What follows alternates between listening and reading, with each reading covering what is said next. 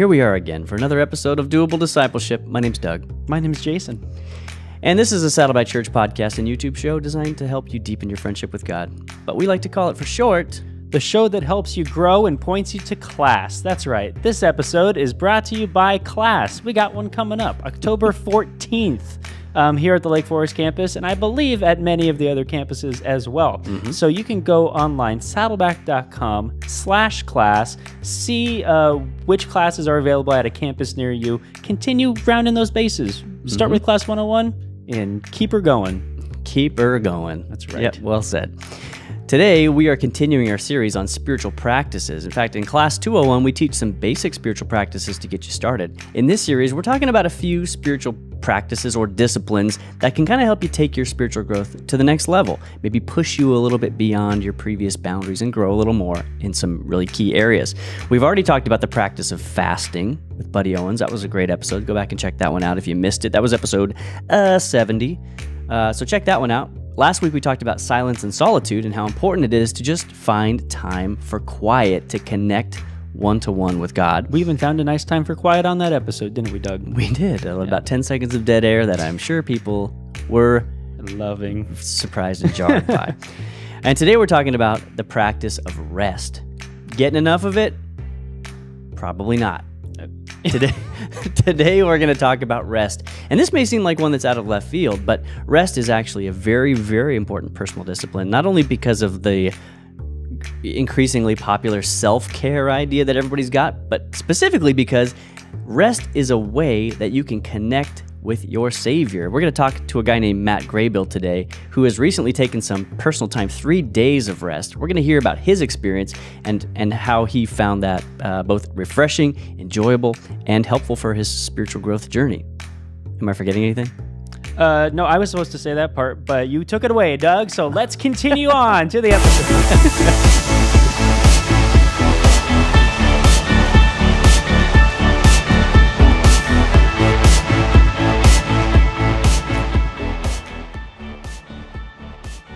Matt Graybill, thanks for joining us, dude. Yeah, you bet. Did I shock you at this sudden? We started. Okay, here we go. Blammo.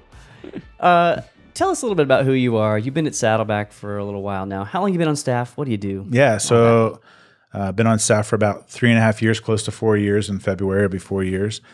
And work with the membership team at our Lake Forest campus, which really moves people from the crowd on the weekends into the congregation, part of the church family, really pulling people into community, making big church small, as I like to talk about it. Yeah. Yeah, we served together when you first came Yeah, on we staff did. for a Yeah, we short time. were cubicle buddies. Yeah, we were. Back to back. You had the window seat. Yes. I always envied you for that. For those 3 months. Yeah. You recently took some time of rest, and that's our topic today. Yeah. What prompted that?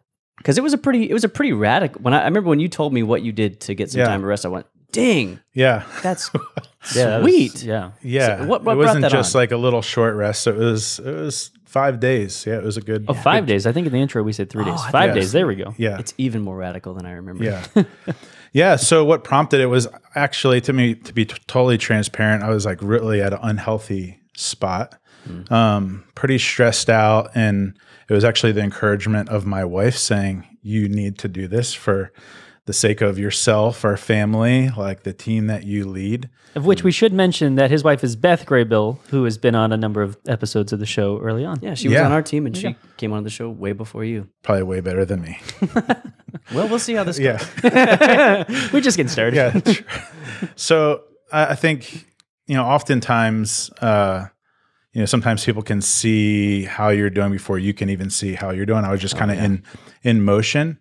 And oftentimes my soul is kind of equal to that of my gas gauge.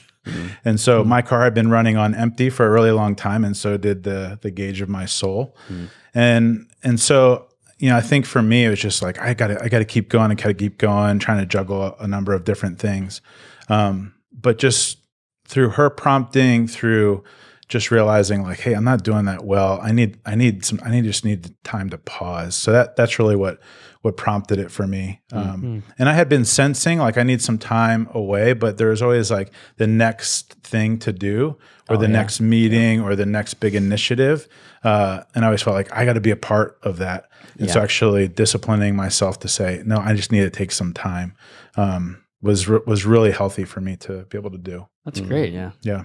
So you came to this realization with Beth and you're talking about it. So what was your approach? What was like, where did you go? When, how did you set that all up? Yeah. So we love to like camp and kind of be outdoorsy. And so the first thought was like, oh, I'm going to go somewhere kind of in the wilderness and just like set up that way.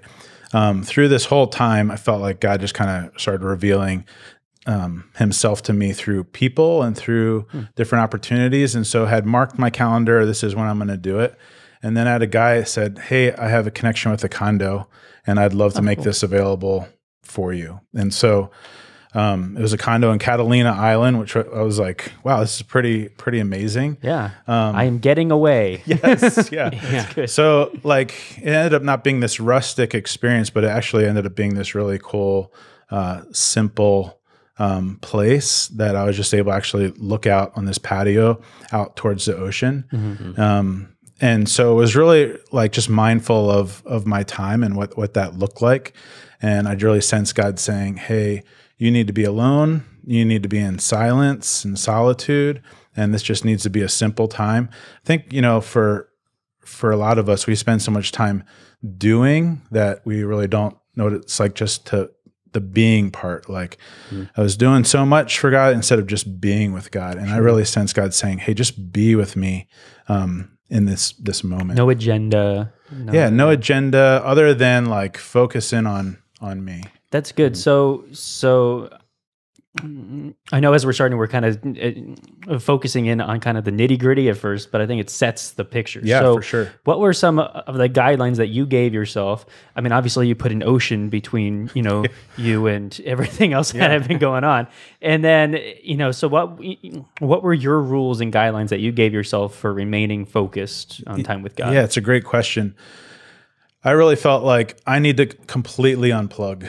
So I did. I completely unplugged. I turned off my phone and then realized even when I did turn it on that it had no service. So that was like really, really nice, except for like day 3, I was like, I need to like just at least check in with my wife. And so I got a text from her that said, just tell me you're alive. And I was alive and doing well, but I really wanted to unplug. That was way harder than I thought.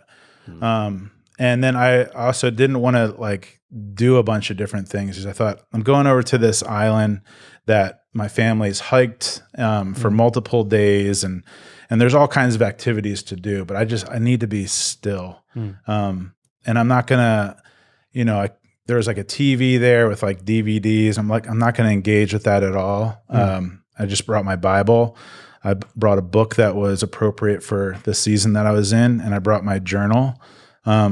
And I cooked most of my meals, but it was very simple. Yeah. SpaghettiOs, that kind of stuff. Yeah. That's great. One of the things we talk about in the Rest Retreat, which Saddleback offers, and if we have one coming up, we'll announce it. But one thing we talk about is that the world we now live in, and probably the world's been like this for a long time, but the world we live in today makes it really, really, really tough to find moments of genuine, real rest. Yeah. And stuff can just chase us everywhere. And because we have a device on us all the time that tethers us to the world and to other people and to our responsibilities, it can be really tough to get out of the cycle of what the retreat calls the cycle of anxious toil. Oh, dude. Yeah, it's perfect. Because my first day, which I can talk a little bit about that first day, but I felt this like longing to like check in, like it was like almost this physical reactive. I just thought like, man, I've been intoxicated by like technology and social media to the point where I feel like I'm missing something. Like what is coming into my email inbox? What text messages am I getting? What am I missing on a social feed? And so just felt this like like, oh man, I'm not connected with the outside world, which was very difficult at first. It's the sheer understanding of FOMO, is this fear of missing out of just the next of what's coming in, what's next. Yeah, and I realized in some ways there's a strange security about that. That's I don't know, just familiar. And then once you take that off, it's like, oh gosh, now I'm forced to kind of wrestle with, all right, God, what do you want to talk to me about? Yeah. Well, we talked about that in the Silence and Solitude episode last week, that idea that the silence can feel really deafening at first. And you're like, what do I fill this time with? Yeah. Especially if you're a hardworking person that's just going all the time, it's tempting to slip into that cycle of, I think there's a level at which some of us, without realizing it, we sort of use our work and our achievements and that kind of stuff to almost like to justify our existence, and we become so closely identified with our work that it's hard to make. So and then you remove the work, even for a short season, and it can be quite an experience. Where your identity starts to get wrapped up in it, and you start to you think of yourself more importantly maybe than you should, because then it's like you start to replace God. Like, I don't need you, God. I'm just going to keep doing my thing. But when God says, hey, rest, I think it's a moment of saying, okay, God, I'm going to give it all to you. Yeah. So talk to us about that first day. You mentioned that just a second ago, but I'd love to hear, what was it like to just get plunged into that rest? Well, like a real moment of transparency here. That first day was difficult for me. And so got some groceries, got to this place, sat on the porch, and then I opened up this card from my wife, and she said this, and she said, hey, you need this. Don't feel bad for taking this time, because I think sometimes in the past I felt bad, like, oh, now she's got the kids for this many days, or what burden am I placing on her, other people? She's like, you need it for you, your health, your spiritual, your emotional, your physical well-being, for us, for your team, for what God has in store for you. Rest, relax, have fun. And then she wrote, laugh, cry, dance, whistle, chew all the ice you want, because that tends to annoy her when I'm chewing ice. Fish, hike, sleep, do whatever you want. I love you. And at that moment, I actually just started to bawl. Gosh, I feel like you guys are like Oprah making me cry on. I just started to bawl because I just realized, like, that to me was a picture of like just freedom, like, like laugh, dance, like do it. And I just realized, oh man, that hasn't been me. I've been carrying this like weight. And so I have this moment to just like be free. And I just realized, I think in that moment, how much I had been carrying. And I just started to like weep uncontrollably. So much so that I actually like was sitting on like this lounge chair, and I actually just fell asleep crying. Wow. And it was just a powerful moment. But then a beautiful thing happened. Like I just I woke up, and I think I was just exhausted, right? I've been like running like so hard. And I look up, and above this cabinet is this sign. It was really like situated in like an odd place, but it's the first thing that I saw. And it said sanctuary. And underneath it had this verse. It was actually Mark, in Mark 6, where it says, Jesus said to his disciples, hey, let's go away and rest for a while.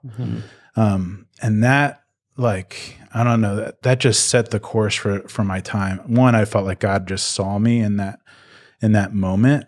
But then two, as I was like reflecting on that passage, just seeing, man, Jesus had all of these demands of like ministry and people, heal this one, do it again with this one, Jesus, like, show us another sign, Jesus. But he just had these practices of stepping away and pulling his disciples away to rest. And I just thought, gosh, like he's at the prime of his ministry, and he said, hey, let's go over across the lake and rest for a while. And to me, that just like really ministered to my soul. And so that first day was very difficult, just again, alone, not, listening to anything, doing anything, honestly just staring out into an ocean, which I think was in some ways comforting. Like, this is bigger than me. And so I spent a lot of time in prayer and just reflective thought and journaling. And then what was amazing is after day one, it started to become more comfortable and easy. And I found myself just not being so mindful of what the time was during the day or even what day it was, but being able to actually just be and rest in God and who He says that I am. That's great. Yeah. There's something about ceasing like that, you know, like when we look at, you know, the whole Sabbath idea, which comes up a lot when we talk about rest, is all rooted in that verse in Genesis that when God finished His work of creation, He rested on the seventh day. And it literally just says that He ceased His work of creation, that He just stopped. And I think what I'm hearing you say is that really rest is in stopping. Yeah. Just stop. It's not watching Netflix and relaxing. It's not all the replacement. It's not detaching from life or detaching from anything really. The whole point is to attach yourself one-to-one with God. And that has to be, for those of us who are used to just being in this like cacophony of noise and stimulus all the time, to go to a place where you're just looking at the water and just meditating, that had to be like a pow moment. Yeah, it was, you know, there are times where we've been on vacation and you feel more tired when you leave, right? Because you're constantly moving. And so I really just sense God saying, hey, just be with me. Like, you don't have to do anything, because it'd be easy to go to a place like that and hike and fish. And one morning I kayaked a couple miles and went to a beach and was like still there, but that was the only time that I said, okay, I'm going to do something. And even that kind of had its own special time with God of just like, you know, by myself in the water in the middle of this ocean, kayaking, and just realized like many of these beautiful moments I've enjoyed with other people. But I think it's also in some ways been a distraction from like what's really going on at the deepest level. I was forced to like wrestle with those things. Yeah. Oh man, that being forced to just be mindful and present, I think, is such a big piece of it that you can't, like, in those moments, it's hard to tamp down. Like those tears you shed were tears that had built up over such a long period of time. Yeah. And they're just masked by constantly moving and constantly doing. Yeah. I was going to say, it sounds like you lived out Matthew 11:28-30, which is one of the key verses in the rest retreat also. But it says, you know, and Jesus said, come to me, all of you who are weary and carry heavy burdens, and I will give you rest. Take my yoke upon you. Let me teach you, because I am humble and gentle at heart, and you will find rest for your souls. For my yoke is easy to bear, and the burden I give you is light. And it sounds like from what you were talking about is you felt the weight, you felt weary and heavy laden. And then over the course of those 5 days, you came to, you know, really feel what it is to yoke up with God. Yeah, for sure. And in fact, one of the things, like the takeaways for me was like, what am I putting in my backpack? Like, and I really felt like during that time, I was just able to take this backpack off. And so actually the one backpack I brought when I was loading up to just kayak this one morning, like I found this random zipper, and in it was like a bunch of these rocks that my boys had collected from I've like been carrying this sucker like the whole time, like, and they weren't huge, but it was enough to like weigh it down. Illustration. But it was like, all right. Like, I mean, for me, I was able to see a little bit more clearly, like there's been things I've been putting in my backpack, maybe that I need to carry, maybe that I need to work on, maybe I don't, maybe there are things that I'm putting in there that I really don't need to. And maybe it's an event or a job or a function, or maybe it's even just an emotion. Like I'm carrying the stress of something that I shouldn't be carrying. But then I realized, man, there's people that are putting things in my backpack for me as well. Without you even noticing. Yeah. Sometimes like, oh man, I'm carrying their stuff and my stuff in here. And so, so that passage, I think, is really, really key of just, it allowed me more clarity on the backside of what am I putting in my backpack, or what am I allowing in there, and being able to just give it to God. And it's easy to say, but then when you start to like look at entering back into culture after being unplugged can be a little bit overwhelming. And so I had to think through that too of how do I ease back into this and not just like jump into the deep end. Well, I think that's an important point too, is for anybody that's listening or watching that may want to do this for themselves. You said that you spent most of your time in prayer and in journaling and in reflection. Is there anything kind of else that you did that you would encourage people to do, or say, I was tempted to do this, don't do that, kind of thing? I think that the temptation is to like, I'm one of those guys, like, I don't know, when you travel, I'm one of those guys that like tends to like prepare for every state of emergency that could possibly be. So gotcha. like, you went with your zombie preparedness. Right. Yeah. So like I have all that stuff and it's the same way, like I put all these different things in my pack, but then realize like this just needs to be simple. I really just need to, I think the encouragement would just to be to rest in terms of your schedule, your activity, to like slow down enough to like allow the voices that are in your head to quiet. Because there's all these different things people are speaking at you during the course of the week in business and work, whatever it might be. But I was very well aware of like how fast my mind was moving. And then when it started to actually slow down and I was actually able to rest. It's kind of like, when you're working out and your heart rate's like super high and then you get back to this state of rest where your pulse is normal. I kind of felt like that with my own soul. And so very much just geared into like, what's the dashboard of my soul? So I think just simplicity, solitude, finding an environment that's comfortable is really, really key.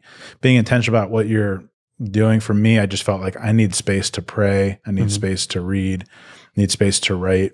And then I want to be intentional how I enter back into culture, which for me was being mindful of actually looking ahead at my week and my calendar. What does this week look like for me? And actually building in moments of like pauses of rest to reflect.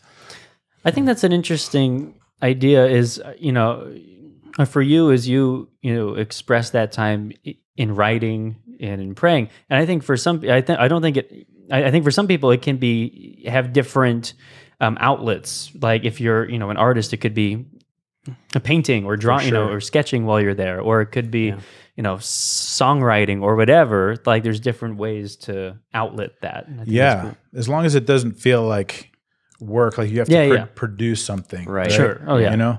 It's got to be something that's adding to you and not taking more away. For sure. Yeah. I think you had it's such a great blessing that you had such support from Beth in doing that too. There's just something about having permission from your wife to go and have that time that I think if you didn't have that, you probably wouldn't have been able to enter as fully into that time as you were able to. Plus Beth's handwriting. It's like just that amazing. alone All the is curly cues. I was going to say it's a statement of your marriage that you can read that card that she's. Yeah. Well, early on in our marriage and when we had kids, we realized we would feel selfish for taking time to like work out or run or spend time with friends, but realize we're actually better for each other and our kids if we took that time. And so she knew me in that moment more than I knew myself. And I think the encouragement was a great one. So really appreciate her. That's good. Yeah, God really used her, it seems, to really kick that time off. I'm going to take your question here, Jason. Memorable lessons you learned while you were there. Yeah, I think like what am I putting in my backpack was a key one. Yeah. I think, there's some times where you're like moving so quickly that you don't see what's around you. For me, like I just felt like there are some things that when I look back over like that time that God just made so clear to me through like just little things. I often tell folks when I'm officiating their wedding, like, hey, enjoy the moments because there's so many times where you just miss things around you. And so, I was doing this Bible reading plan. I think there's so many times I'm like, I read it and then I'm done. Right. And like there was a passage day 2 that was on the Bible reading plan that was like, be patient, wait for God, be brave and courageous and be patient, wait for God. And like, it was like just being able to read that verse a little bit more clearly and enjoying that moment of like, wait, I never saw like be brave and courageous and be patient. You know, like to me that like just jumped off the pages to me of like, when I think of brave and courageous, like let's charge the hill. Yeah. Like you don't see this as going together. Yeah. And so like, I think that's just an example of seeing a verse, seeing something in creation. Those are just like, I need to enjoy the moments because I think I'm so focused on the next thing that I'm missing the little moments of that. Yeah. Do you think the extended time of rest that you took is going to help you cultivate a habit of rest here at home on a more day-to-day level? For sure. For sure. I think looking at the week of like, I definitely need a Sabbath, right? And so what's my Sabbath time look like? But then even thinking retreating annually for a time like this, I think is really, really important. You know, and then even in the course of the day, is there just 30 minutes that I can take to just pause, stop, reflect, have time with God in that moment. Yeah, that was going to be my next question is how often, this is something that has to recur, you know, how often do you do that? So yeah, probably one big one a year would be great. Yeah. And you have to be intentional about it because there's never like a good time to like do it. Unfortunately, I got to a spot of like unhealth where it's like, I have to do this or like my body is literally going to shut down. Yeah. It's like emergency retreat. Right. Yeah. You know, but I think looking back on it, it's like, how do I proactively do this in the future? Yeah. And then even thinking about just family, how, you know, modeling it for my family, for my boys, like, you know, what am I modeling for them? A life of busyness and hurriness or moments to say, no, God's more important, that this can wait.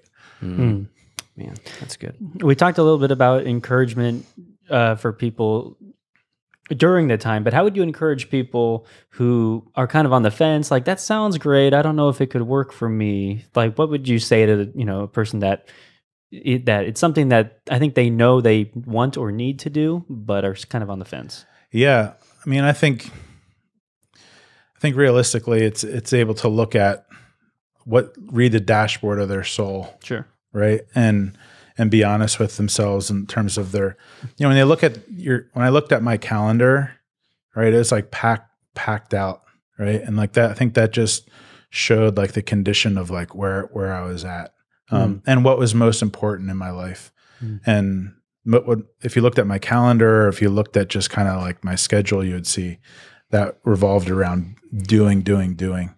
And so I think creating moments of being like is just a key opportunity. So I would encourage someone to be intentional. There's never the right time to do that, but to be able to mark out a spot. And then I actually think it's a really good practice to tell other people what you're doing, because most people feel a need to do that or want that. They're just not sure how to do that. And so it was amazing with the team that I lead to say, hey, I'm going on this personal retreat.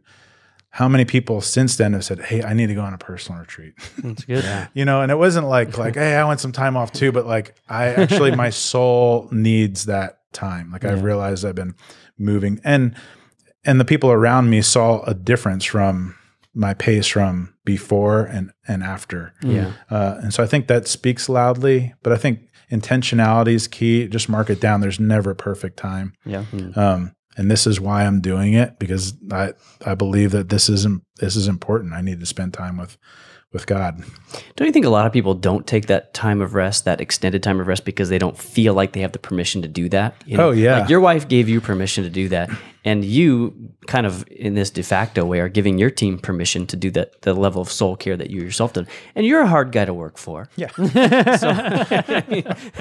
Yeah. No, So really, they it was need like a permission slip in many ways. Yeah, it's like an implicit And so like you permission almost slip. have to like write yourself a permission slip. Like it is okay for me to do this. Yeah, to step back for a little bit. Yeah. Not only is it okay, but it's something that God asks of us. And I'm like, man, if Jesus can do this with like his followers, like surely he felt the weight of the world on his shoulders. Like, and Jesus gave us permission to do this kind of stuff, but something about it, like we just need that permission may be the wrong word, but we need sort of the affirmation from others to say, you need this, you can do this, and I'm behind you in you doing this. Yeah, and I think support that. If we do that with each other, and that becomes like a cultural thing, then it can really, I think, pay big dividends for all of us. For sure. And sometimes I think there's a fear of like, what am I going to encounter if I do this? And I think that's a legit fear. But I think on the other side is health. Yeah. Right. You know, when you're actually able to look at your soul and say, okay, I need this, or I need, what does it look like for me to be the best version of who God created me to be? Yeah. Yeah. So there may be a wrestling in rest, as is sometimes involved in silence and solitude, that just needs to be worked through. That's just going to remain beneath the surface. It is going to steal from you each and every day. Every day that you go on not dealing with it and not really having that moment of wrestling with God, it's going to keep, it's going to keep damaging your life. And so maybe just take the time to just bite the bullet and enter the process. Yeah. And maybe start small, right? Like it doesn't have to be 5 days. It could be an hour, or it could be half a day. Yeah. I remember taking a team on a silence and solitude retreat for half a day, and the lady that was kind of our administrative team lead, she was like, "What are you, nuts?" Like, she had never like entered into something like that before. But by the end, she said, "Oh man, I had never done that," and that was like such a great practice for her. She was just able to, really see where she was at and hear God more clearly in that moment. Wow. I think that's the perfect segue into doables. Let's talk doables. Let's talk doables. What do you think the doables could possibly be for this episode on rest? Okay, honestly, take a minute and just ask yourself: Are you feeling worn out? Right? Or have you gotten caught in a cycle of anxious toil, like Doug talked about earlier? Right? Look at your calendar, and as Matt said, deliberately carve out some time. And as he said too, it's okay to start small. You can start for an hour or a morning or an afternoon or whatever, or look at like a 24-hour, a day that you can go and just be alone with God. And we understand this may be a difficult step, as we talked about. And you may need to ask someone for help. That's like maybe it's asking somebody else to cover for you, a shift at work or whatever it may be. But take these steps, make these arrangements that you need to.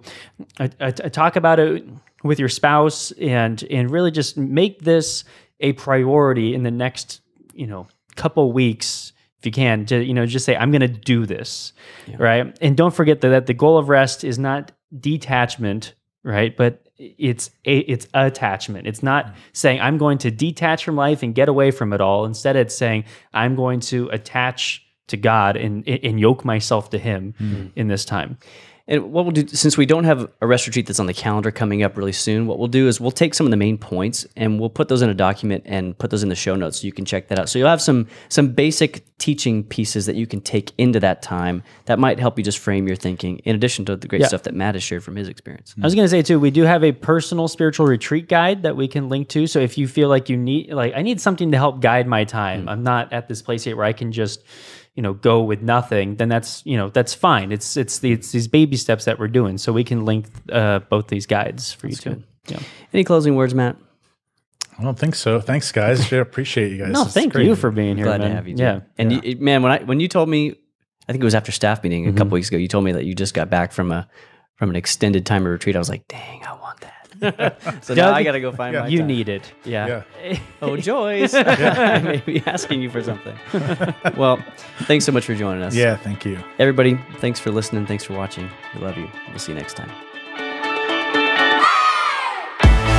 If you're a podcast listener and you enjoyed this episode, consider giving us a rating or a review on iTunes. If you do, you'll help other people find us in the future. And if you're thinking, hey, listening's great, but is there a way I can watch these episodes? Yeah, there is. Subscribe to the Saddleback Church YouTube channel for video versions of these conversations, plus lots of other video content. And if you're already watching us on YouTube, subscribe to the podcast so you can listen in the car or wherever else you go. Lastly, you can always get in touch with us by emailing maturity@saddleback.com. Send us your thoughts, send us your questions, your Bible questions, your life questions, whatever. Who knows? Your question just might inspire an upcoming episode. Thanks again for tuning into Doable Discipleship. I'm Doug Jones, and I hope you'll join us again next week.